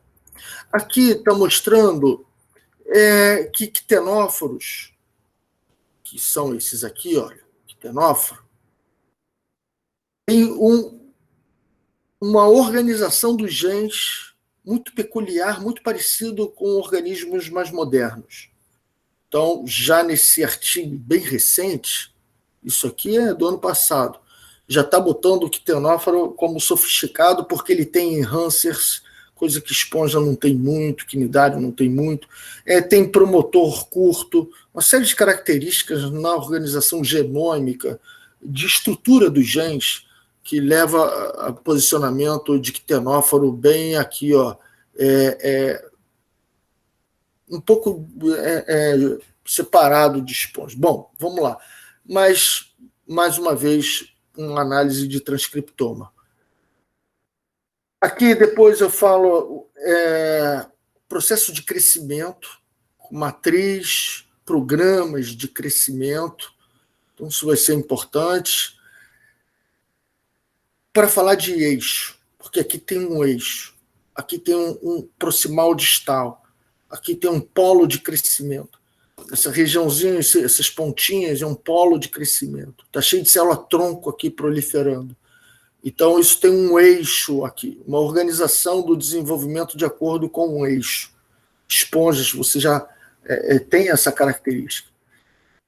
E usa moléculas que serão importantes para definir eixos nos animais, antero-posterior. Esse WNT, WNT, TGF, são expressos em locais específicos da blástula e que vai definir, então, toda a organização do corpo da esponja. E esses mesmos genes são usados na gastrulação. Então, isso bota a esponja dentro do grupo dos animais, mostrando que está usando genes que foram importantes para a gastrulação. Genes que organizam os eixos. Oral, aboral, a água entra por um canto, a água sai por um canto. Todas essas organizações de eixos que eu estou mostrando aqui, olha. Aqui não. Isso. Aqui, oral, aboral, célula do começo, célula do outro ponto. Então, isso tudo usa moléculas comuns, tá? do blastóporo. Define onde vai ser o blastóporo. E com isso surge já o eixo dorso-ventral. Então está aqui ó, o INT de novo, sendo usado para definir o blastóporo, que esponja usa para o canal aquífero, tá certo? E surge também, junto com os quinidários, o eixo dorso-ventral, que usa moléculas aqui, ó, Brachyury, Snail, BMP. Isso tudo são genes que também são usados nos animais, de uma maneira geral, na gastrulação. Então, na próxima aula, o que eu vou falar é um pouco mais sobre as bases moleculares dos eixos. Tá? Então, a próxima aula eu vou mostrar como os bilaterais organizam os eixos, como os quinidários organizam os eixos, como a esponja organiza os eixos. E a gente vai ver que mudanças nesse processo de organização dos tipos celulares ao longo dos eixos, antero-posterior, dorso-ventral, oral, aboral, dentro, fora, todo o padrão de organização obedece aí à gastrulação, e a gente vai ver que pequenas mudanças na gastrulação vão gerar grandes mudanças na organização do corpo e, consequentemente, grandes saltos evolutivos. A gente vai ver como, a partir de agora, dos bilaterais, pequenas mudanças na gastrulação vão representar grandes mudanças no plano geral do corpo, que a gente chama de Beauplan. Então, na próxima aula, a gente vai falar do Beauplan. Isso é um termo que vem do francês, Beauplan, tá?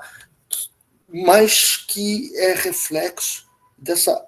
esse termo reflete a organização da diferenciação celular ao longo dos eixos. Como o embrião organiza o seu corpo, como é o processo de montagem do corpo, para que fique um bilateral bem organizado, coerente. Tá? Então, isso é que será a próxima aula. E eu vou, então, parar o meu compartilhamento de imagem, tá? Posso parar? Alguém tem alguma dúvida?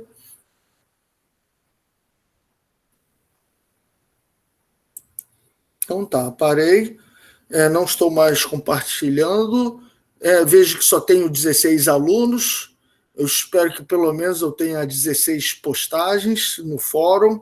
Tá legal? Mas essa aula vai ficar gravada. Eu espero que quem não aguentou até o final possa depois rever com calma, de 5 em 5 minutos, com intervalo para ir ao banheiro, fazer o que quiser, volta, assiste mais 5 minutinhos.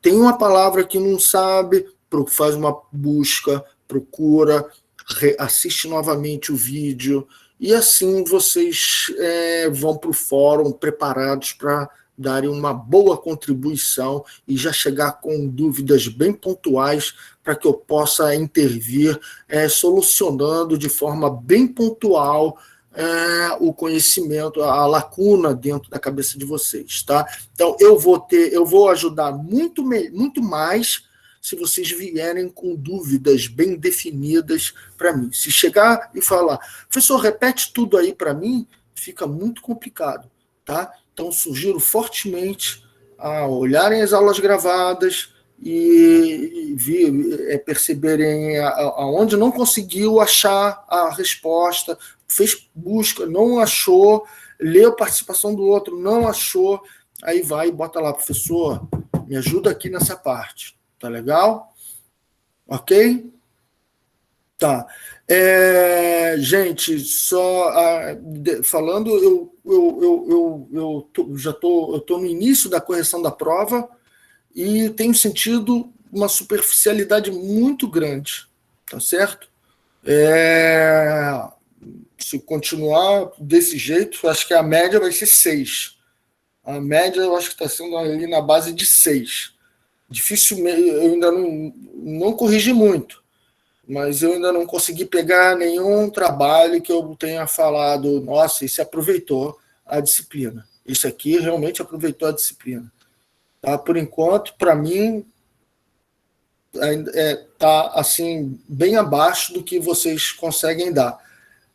Tenho certeza que eu ainda vou ver bom trabalho, tenho certeza, tá? Pelo nível do fórum que eu já vi.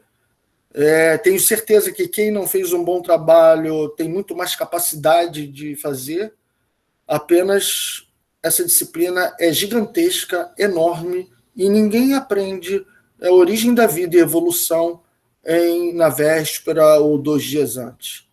Tá certo? Então, meu conselho é estudar todo dia um pouquinho essa disciplina. Eu nunca deixo para a próxima semana dúvida da semana anterior. Tá legal, gente? Desculpem aí. Já estamos, então, passando do tempo. Agradeço a participação de todos. Vou, então, encerrar a gravação e, a partir daí, começar a dar tchau para todo mundo.